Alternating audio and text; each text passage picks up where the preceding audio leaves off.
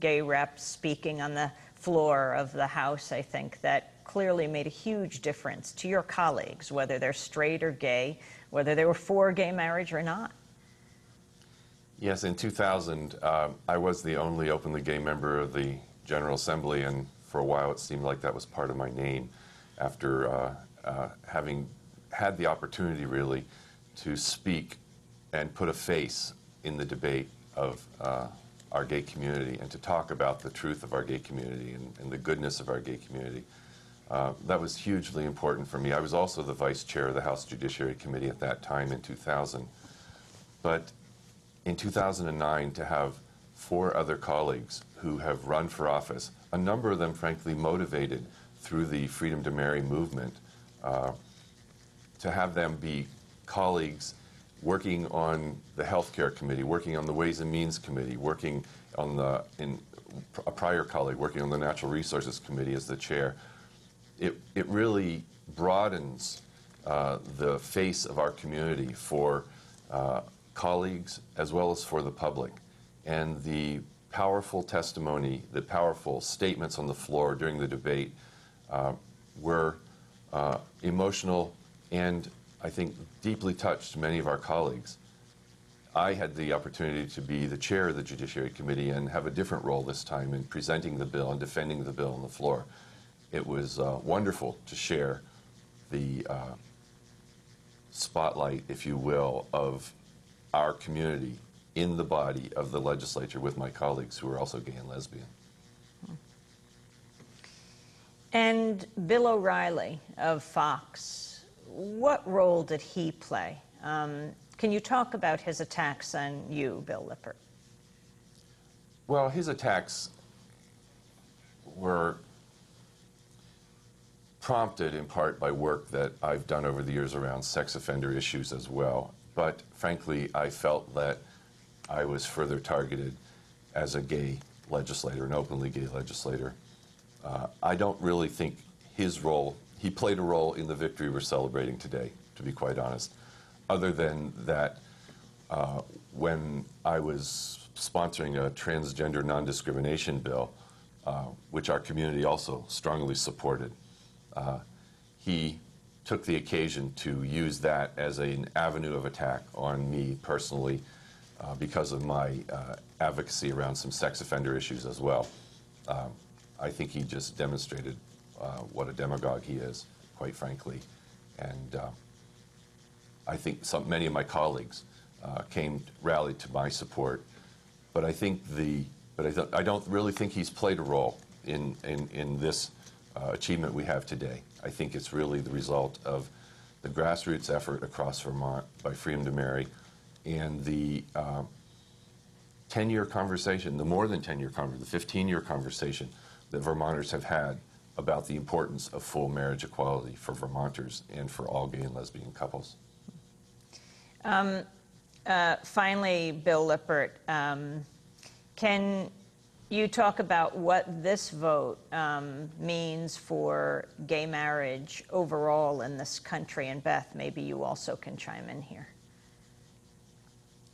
I think, as Beth indicated earlier, I feel strongly that we have given a new impetus to the movement to full equality, marriage equality. I'll just share personally that my brother and his partner of 25 years went to California last summer to get married. I would have loved to have them come to Vermont to be married. And I think so many couples all across the country are looking to what we're doing here in Vermont right now. It's offering inspiration and hope and possibility and new drive to find marriage equality in other parts of the country as well. I'm hearing from friends and gay friends as well as straight friends all across the country how inspired they are. And that touches me, and it makes our work even that more meaningful. I think it's also significant to have done this through the legislative process. I think courts are important, and I absolutely think it's appropriate that we go to courts to vindicate our constitutional rights. But I think where we can engage in the legislative process, there's value in doing that, and Vermont is a place where we can do that. And I hope that this gives more energy to the efforts in Maine and New Hampshire and Rhode Island and New York and New Jersey and some other places that are looking at legislative avenues here. I want to thank you both for being with us. Bill Lippert, Vermont State Legislator, Chair of the Vermont House Judiciary Committee, longtime gay rights activist. Also, Beth Robinson. Beth Robinson has been working on this issue for years, a lawyer and board chair of the Vermont Freedom to Marry Task Force and Action Committee. When we come back from break, we'll be joined by a 12-year-old girl who testified before the Vermont Legislature and affected many. Stay with us.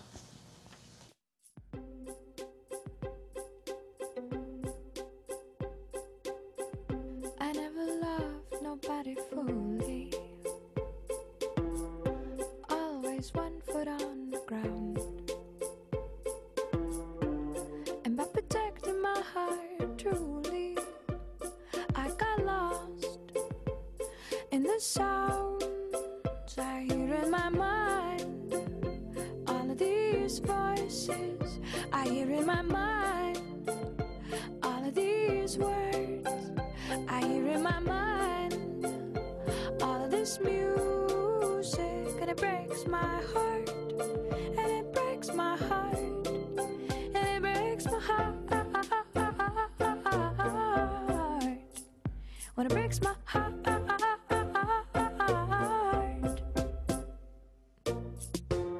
Suppose I never ever met you. Suppose we never fell in love. Suppose I never ever let you kiss me so sweet and so soft. Suppose I never ever saw you. Suppose you never ever called.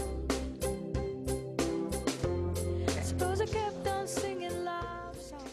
This is Democracy Now!, democracynow.org, the War and Peace Report, that song, Regina Spektor singing Fidelity. I'm Amy Goodman. We're broadcasting from East Tennessee State University in Johnson City, but we're staying in Vermont for just one more segment because my next guest is a young advocate for legalizing gay marriage. Evan Orlick-Jeter testified at the public hearings on gay marriage before the Vermont Joint Senate and House Judiciary Committees. 12 years old, and I live in Thetford Center. I have a wonderful family. I live with my little brother, my grandma, and 2 moms who are with me all the time and support me in whatever I do. I love them very much, and I wish that having to stand up here right now in front of this committee wasn't an issue anymore. We should be past this. I work really hard in school, I have good friends, and I am really happy with 2 loving parents. I have been studying the civil rights movement in school, and I've learned all about the countless acts of bravery that blacks performed to get their rights. But we still haven't reached the promised land that Martin Luther King wanted us to reach. Because although black boys and white boys and black girls and white girls can play together now, we still don't accept that 2 people of the same gender can be together, married, with kids of their own. We need to reach the promised land. Vermont's freedom to marry can help us get back on track. Feeling accepted in a society where gay and lesbian people aren't represented in daily life, like on television, in the media, is a real problem. There aren't any examples of a family like mine. If my parents could just have the right to get married, this would make such a difference. It hurts me sometimes when I feel invisible, because few people understand my feelings about my family, and few people want to ask about families with 2 moms. It's time to ask, it's time to understand, and it's time to accept and honor families like mine. Evan Orlick-Jeter testifying before the Vermont legislature last month. Many legislators told Evan and her parents that her testimony had moved them to support the bill.